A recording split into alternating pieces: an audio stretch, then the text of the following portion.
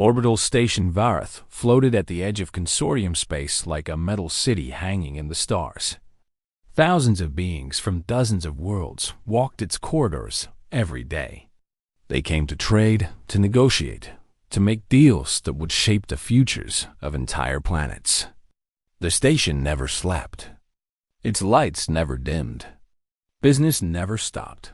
Lyra Chun had lived on Varath for 3 years now. She was a xenobiologist, which meant she studied alien life forms.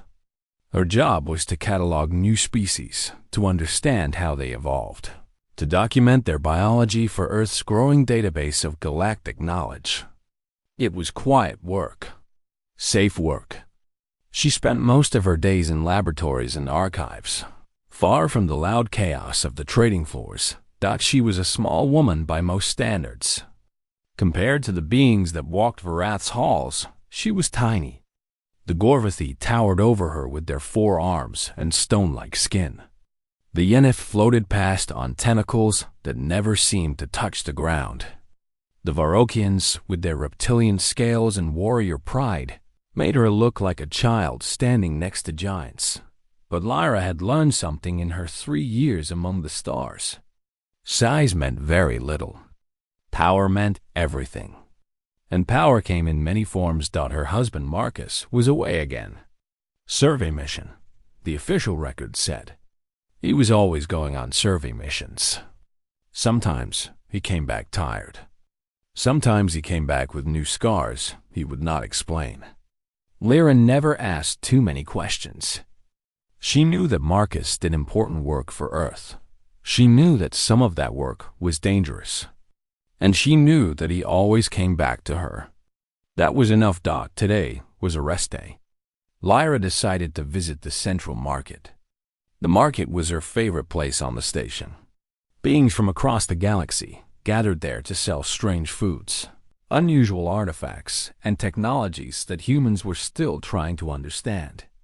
She liked to walk among the stalls, listening to languages she did not speak, watching customs she did not fully understand. It reminded her how big the universe was, how much there was still to learn. She stopped at a stall selling crystalline flowers from a world called Netheris. The crystals caught the station lights and threw rainbows across the floor. Beautiful. Lyra reached out to touch one. "You will pay first," a voice said. She looked up. The merchant was a small being with gray skin and large eyes. He seemed nervous. His eyes kept darting to something behind Lyra. "Of course," she said. "How much for—" "The human will not touch what it cannot afford." The new voice was deep and cold. Lyra turned around. A Varokian stood behind her.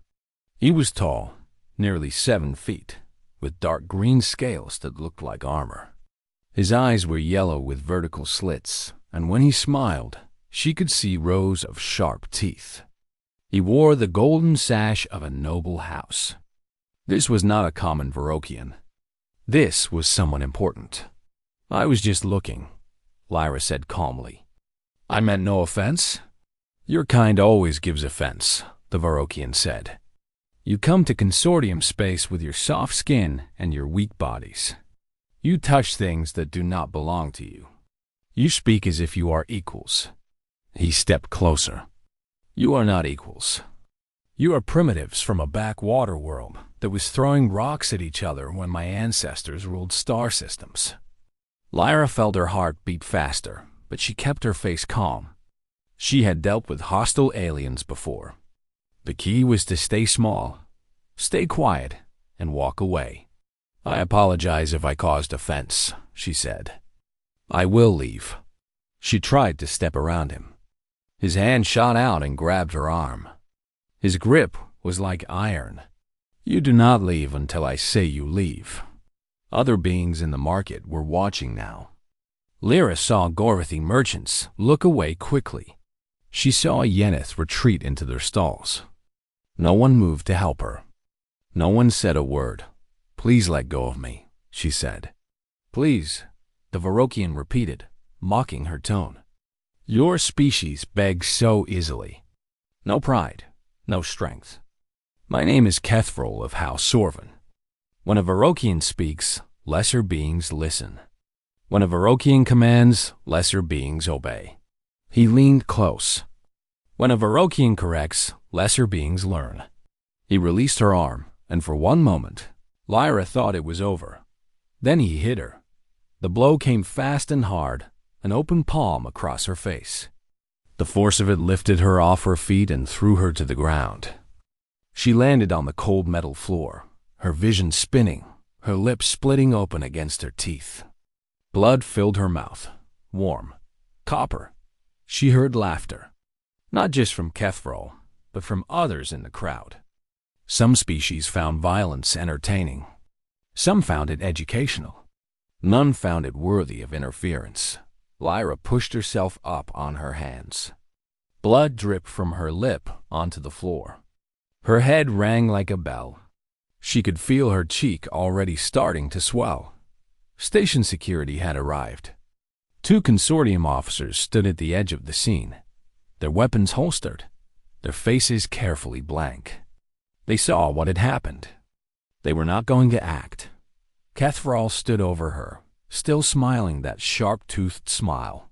"Let this be a lesson," he said loudly, making sure everyone in the market could hear. "Humans are weak. Humans are soft. Humans should remember their place in this galaxy." He turned to the crowd. "I did this primitive a favor. Now it knows what it is." More laughter. Lyra wiped the blood from her lip. She looked up at Kethrol with eyes that were calm and steady. No tears, no begging. Just a quiet, certain look that made one of the security officers shift uncomfortably.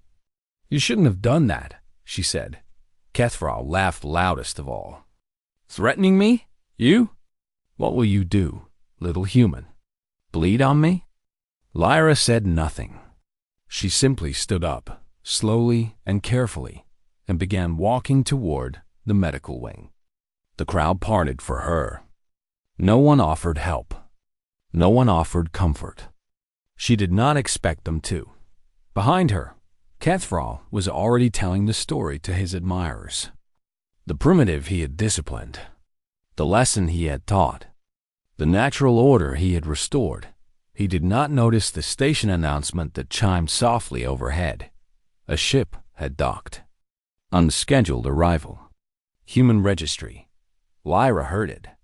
She kept walking. And somewhere deep inside her chest, in the place where fear should have lived, she felt something else entirely. She felt sorry for Kethrol. He had no idea what was coming. The ship was called the Quiet Dawn. It was a small vessel, barely large enough for a crew of one. Its hull was gray and unremarkable.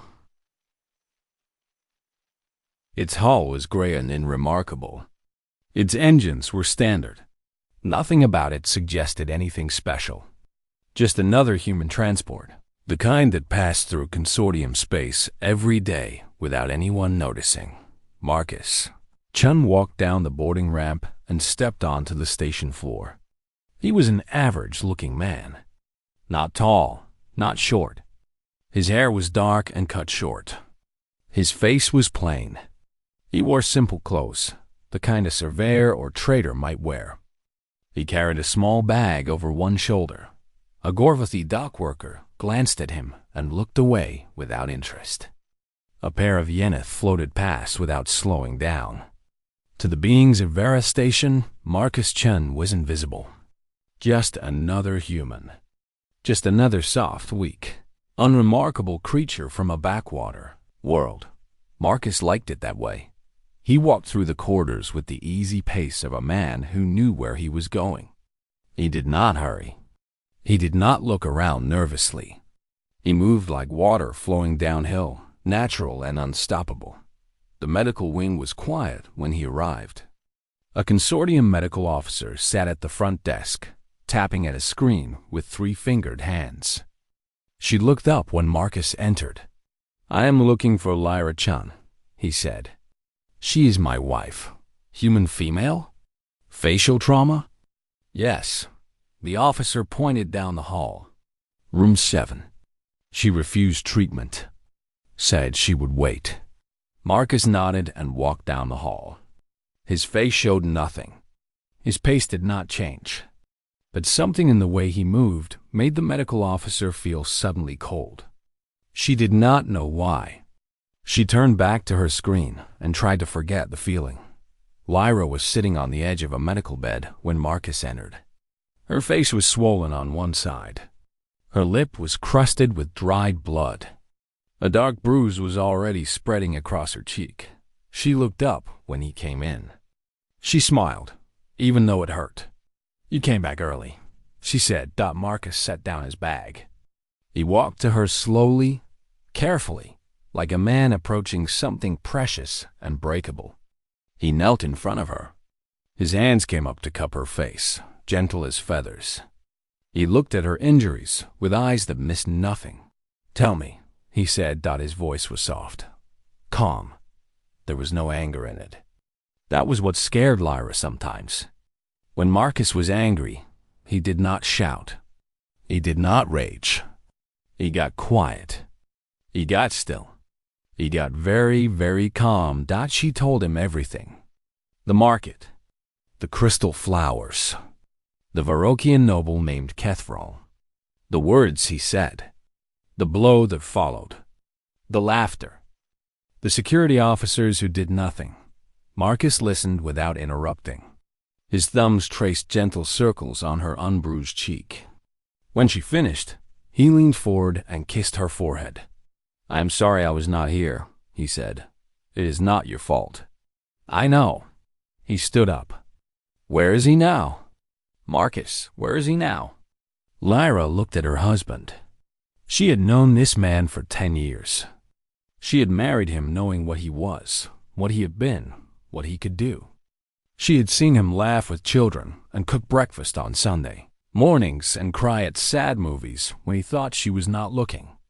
She had also seen the scars on his body. She had seen the way he moved when he thought danger was near. She had seen the files he did not know she had found. Marcus Chun was not just a surveyor. He was not just a trader. Before first contact, before humans knew they were not alone in the universe, Marcus had been a soldier. A special kind of soldier. The kind that governments did not talk about. The kind that went to dark places and did dark things so that ordinary people could sleep safely at night. When the aliens came. When humanity realized how dangerous the galaxy really was, men like Marcus became more valuable than ever. He was a human intelligence asset now. He gathered information. He assessed threats. And sometimes, when necessary, he removed them. "He is hosting a gathering tonight," Lyra said quietly. "In the upper residential ring.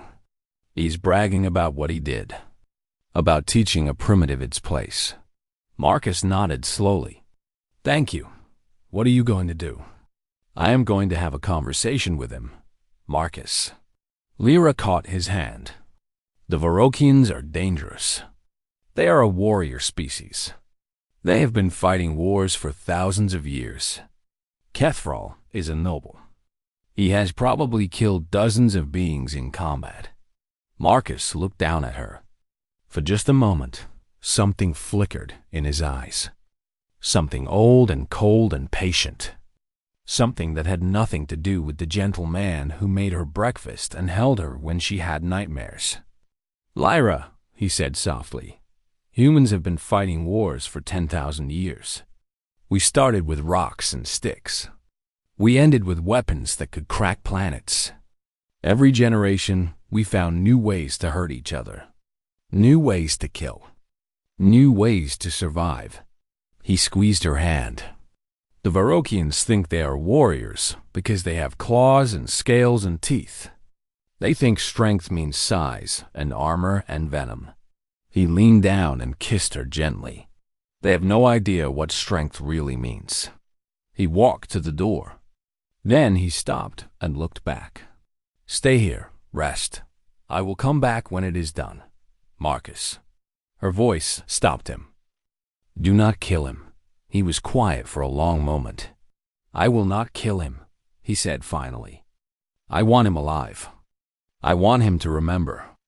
I want him to tell others what happened. A small, cold smile crossed his face. I want every being on this station to know what happens when you touch my wife. Then he was gone. Lyra lay back on the medical bed and stared at the ceiling. Her face hurt. Her head ached. But she was not worried. Not for herself.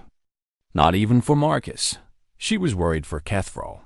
The Varokian had struck a human woman and thought he was safe, because her species was weak and primitive. He did not know that her husband was coming. He did not know what humans were capable of. He was about to learn. The gathering was held in Kethral's private suite in the upper residential ring. It was a large space, decorated with trophies from a dozen worlds. Weapons hung on the walls. Skulls of defeated enemies sat on shelves. Everything in the room was designed to remind visitors that Kethral was a warrior, a killer, a being to be feared. 30 guests filled the room. Varokians, mostly, but also members of other species who wanted to stay in the good graces of House Sorvan. They drank expensive wines from distant planets. They ate rare foods that cost more than most beings earned in a year. They laughed at Kethral's stories, and Kethral was telling his favorite story of the day. "You should have seen its face," he said, standing in the center of the room with a drink in his clawed hand.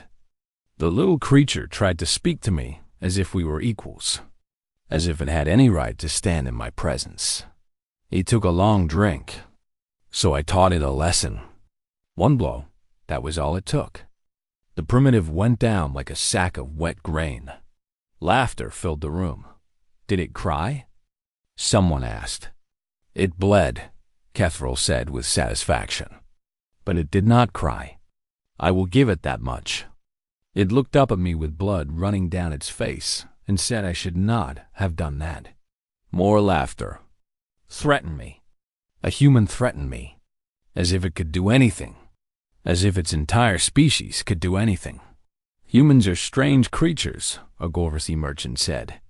"They have no natural weapons. No armor, no venom. How they survived on their own world is a mystery.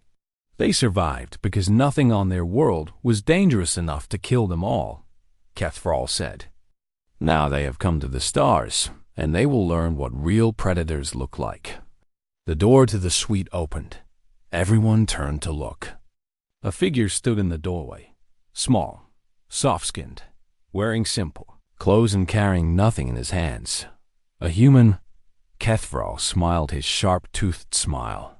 "Speaking of primitives, have you come to beg for mercy on behalf of your female? Is that a human custom?" Marcus Chen walked into the room.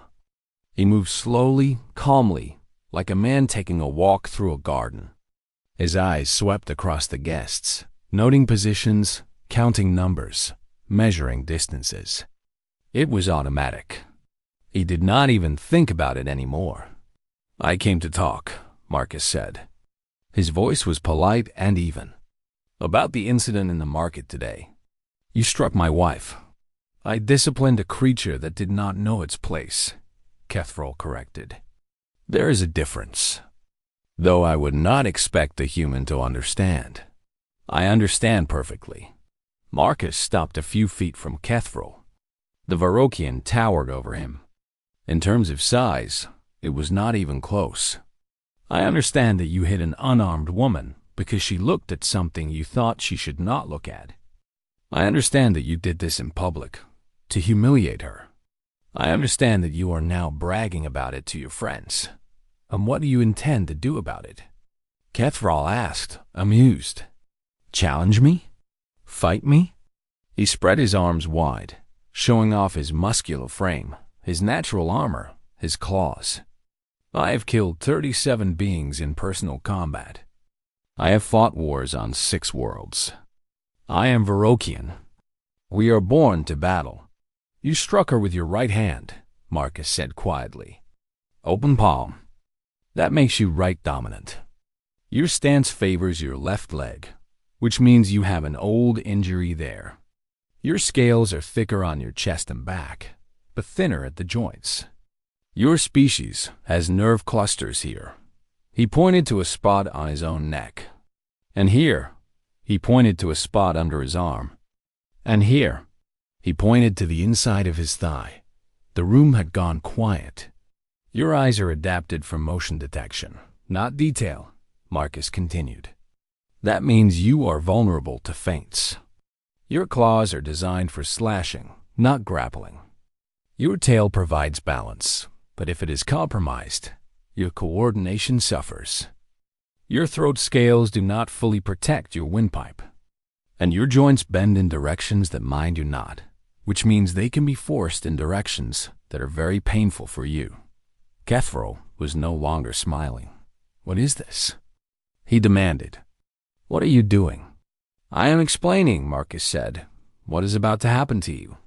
Kethro roared and lunged. His right claw swept toward Marcus's head, fast enough to tear through metal. Marcus was not there. He had moved before the blow even started. He had seen the muscle tension in Kethral's shoulder, the shift in his weight, the direction of his eyes. He knew the attack was coming before Kethral knew he was going to attack. Humans were not faster than Varokians, but humans had spent 10,000 years learning to read their enemies, learning to predict, learning to be where the attack was not.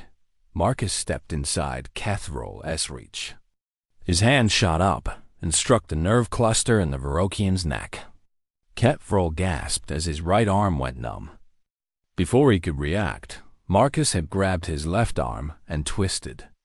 The joint bent in a direction it was not meant to go. There was a wet pop. Kethral screamed. Marcus released the arm and struck the nerve cluster under Kethral's armpit. The left arm went limp. The Varokian staggered, both arms useless, his eyes wide with shock and pain. A kick to the inside of his thigh took out his good leg. Kethral fell to his knees. Marcus walked behind him. He grabbed the Varokian's tail and twisted sharply. Something cracked. Kethral's balance was gone. His coordination was gone. He could not stand. He could not fight. He could barely think through the pain. The whole thing had taken less than 90 seconds. Marcus walked around to face Kethral. The Varokian was on his knees, his arms hanging useless, his tail broken, his body racked with pain. He looked up at the human with something he had never felt before: fear. Humans do not have claws, Marcus said quietly. We do not have armor. We do not have venom. What we have is 10,000 years of learning how to kill things bigger and stronger than us. We hunted animals that could crush us with one blow. We fought predators that could tear us apart. We killed each other in wars that lasted generations. He leaned close, and we got very, very good at it. Kethral tried to speak. Only a broken sound came out. You will live, Marcus said. You will heal, and you will remember this moment for the rest of your life. Every time you see a human, you will remember. Every time you think about touching someone who cannot defend themselves, you will remember. He straightened up. Tell your friends. Tell your family. Tell everyone you know. Humans are not weak. Humans are not primitive. Humans are simply polite. And you should be very, very grateful for that. He turned and walked toward the door. The room was silent. 30 beings stared at him with expressions ranging from shock to terror. Not one of them moved. Not one of them spoke. Marcus stopped at the door and looked back. Thank you for your hospitality, he said politely. Have a pleasant evening. Then he was gone. Behind him, Kethral finally found his voice. But it was not a roar of anger or a promise of revenge. It was a whimper. And somewhere in the room, someone whispered a question that would spread across the station, across the sector, across the galaxy. What are humans? Stories spread fast in space. Faster than ships. Faster than light. A good story could cross the galaxy in days, jumping from station to station, world to world. carried by traders and travelers who had nothing better to do than talk. The story of what happened on Varus Station spread faster than most thought. By the next morning, everyone on the station knew. The Varokian noble who had beaten a human woman. The human male who had come for him. The 90 seconds that had changed everything. The story changed as it traveled. Some versions said Marcus had killed a dozen Varokians. Some said he had used weapons that could cut through armor. Some said he had simply walked into the room and Kethvril had collapsed from fear, unable to face whatever he saw in the human's eyes. The truth was strange enough without the exaggerations. A single human, unarmed, had walked into a room full of warriors and systematically destroyed one of the most dangerous beings in consortium space. Not with strength. Not with speed. Not with weapons. With knowledge. With precision. With 10,000 years of human violence refined into something cold and perfect. Consortium. Intelligence began pulling files on humanity. What they found did not make them feel better. Humans had evolved on a world that seemed designed to kill them. Their planet had predators with teeth and claws and venom. It had natural disasters that could destroy cities. It had diseases that could wipe out millions. And through it all, humans had survived. Not by being stronger than their enemies. Not by being faster. By being smarter. By being more adaptable. By never, ever giving up. They had hunted animals 10 times their size to extinction. They had domesticated wolves, turning predators into servants. They had built weapons that could level mountains and poisons that could kill planets. And they had used all of these things on each other, in wars that lasted for centuries, in conflicts that shaped their species into something terrifying. The Varokians had been fighting wars for 5,000 years. Humans had been fighting wars for 10,000. And unlike the Varokians, who fought for honor and glory and territory, humans fought for survival. They fought to win. They did not care about honor. They did not care about glory. They cared about one thing, making sure the other side could never hurt them again. 3 days after the incident, the Varokian ambassador filed a formal complaint with the station tribunal. He demanded justice. He demanded that Marcus Chem be punished for his unprovoked attack on a noble of House Sorvin. The tribunal was held in the station's central chamber. Representatives from a dozen species sat in judgment.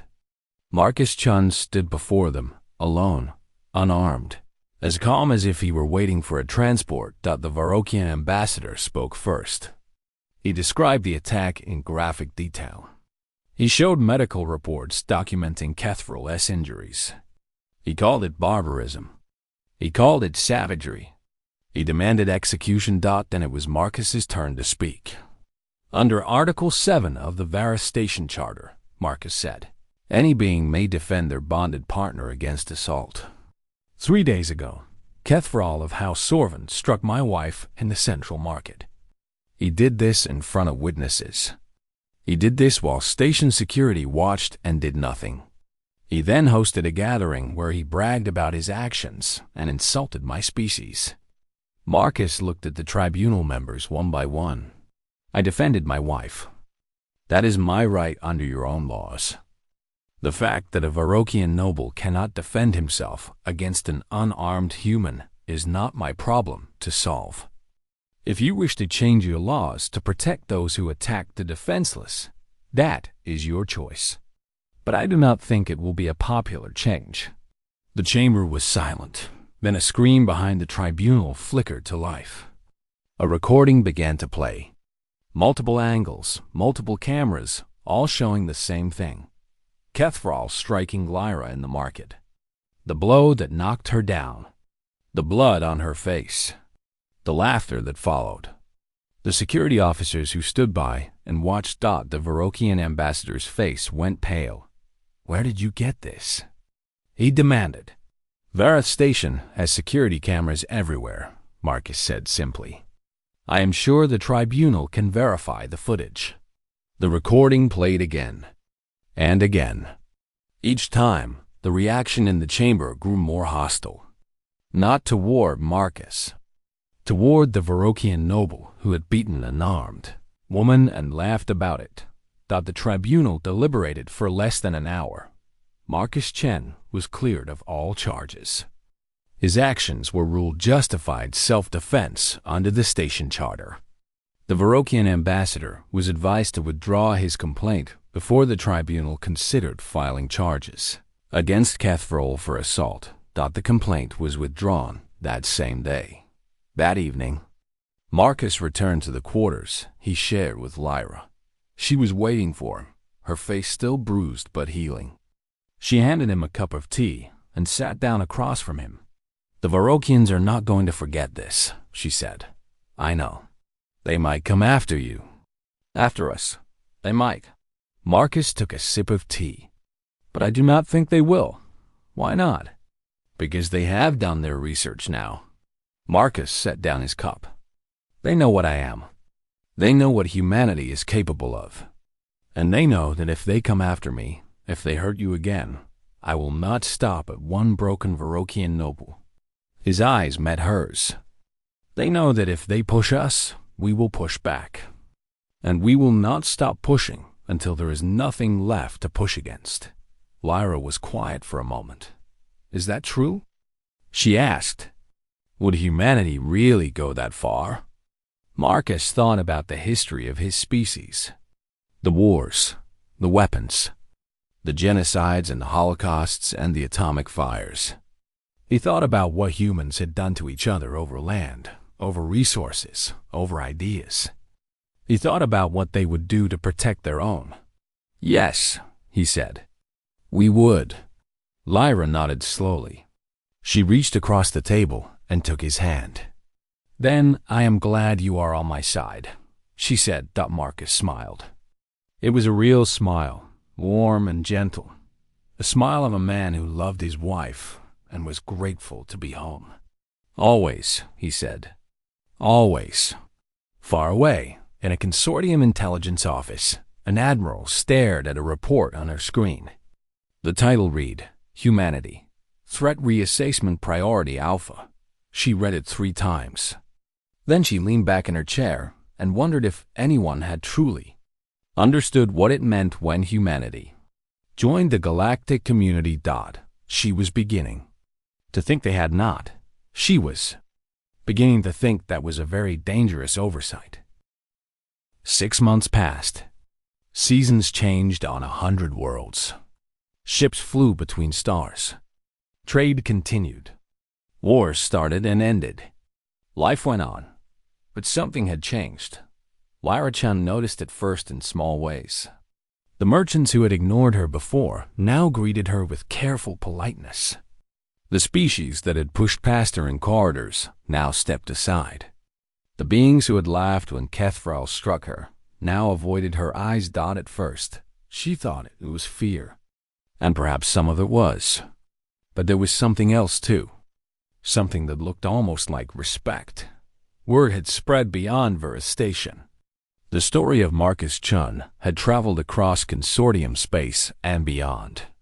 It had been told in trading posts and military academies, in noble courts and common taverns. And everywhere it went, it carried the same message. Humans were not what they seemed. A consortium diplomat named Vethara was sent to Earth to assess the situation. She had spent her career dealing with dangerous species. She had negotiated with Varokian war chiefs and Gorvathi clan leaders. She thought she was prepared for anything. She was not prepared for Earth. She landed in a city called Geneva. She expected fortresses and weapons and soldiers.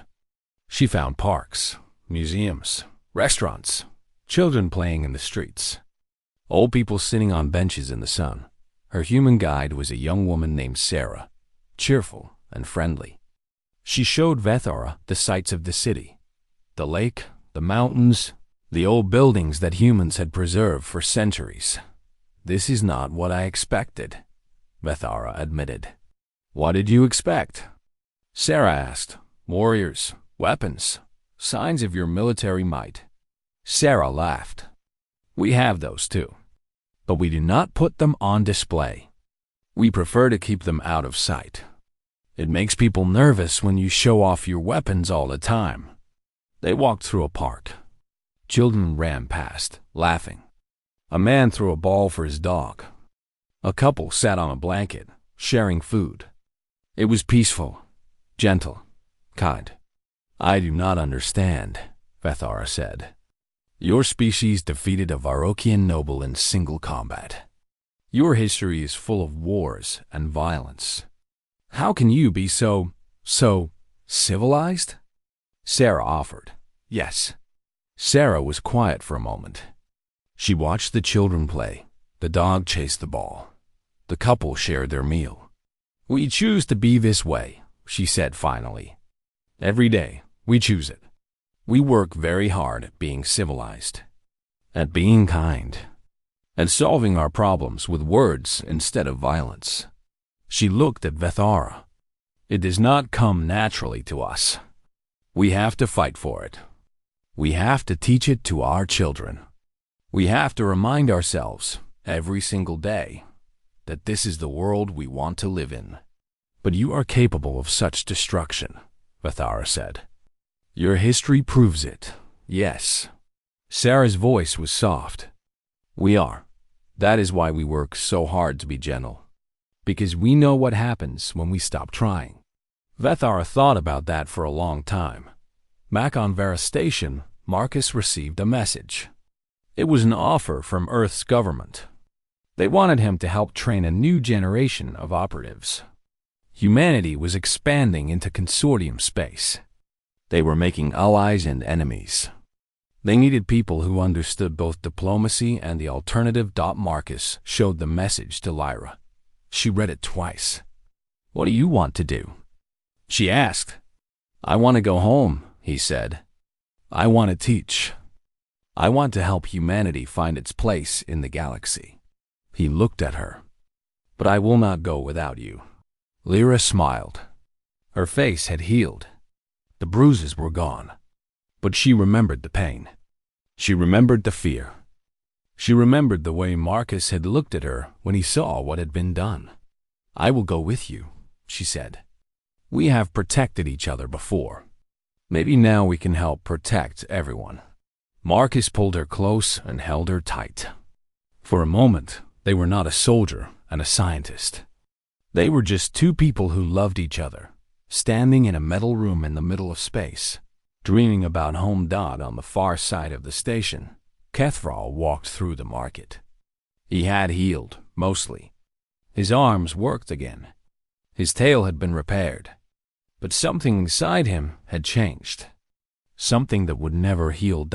He saw a human child in the market. A little girl, maybe 5 or 6 years old, holding her mother's hand. The girl dropped a small toy, a stuffed animal that bounced across the floor and landed at Kethral's feet. The girl looked up at him with wide, innocent eyes. In the old days, before the incident, Kethral would not have noticed her. She was just a human, just a primitive from a backwater world. Beneath his attention, now he bent down slowly and picked up the toy. He held it out to the girl with careful gentleness. You dropped this, he said. The girl took it and smiled. Thank you, she said. You are welcome. The mother nodded at him and walked away with her daughter. Kethral watched them go. He noticed other beings watching him. A Gorvathi merchant, a Yeneth trader. They had seen what he did. They had seen a Varrokian warrior return a toy to a human child. One of the traders approached him. Why? The trader asked. Why show kindness to a human? After what they did to you? Kethral was quiet for a long moment. He thought about that night. The pain, the fear, the way the human had taken him apart without breaking a sweat. He thought about the look in Marcus Chun's eyes. Not anger, not hatred, just certainty. The absolute, unshakable certainty of a predator who had already won. Because I have learned what their parents are capable of, Kethral said finally. And I have no wish to learn it again. He walked away, leaving the traitor to wonder what he meant. Across the galaxy, a new understanding was spreading. Humans were not what they appeared to be. Their kindness was not weakness. Their gentleness was not submission. They were peaceful because they chose to be peaceful. They were civilized because they worked at being civilized. And if you pushed them, if you threatened what they loved, if you made them stop choosing peace, then you learned what they really were, and you did not forget it. Not ever. The galaxy was changing. New alliances were forming. New understandings were being reached. And at the center of it all, a small species from a backwater world was finding its place among the stars, not as conquerors, not as victims, but as something new. Something the galaxy had never seen before. Humans, the species that chose to be gentle. And God help anyone who made them choose otherwise.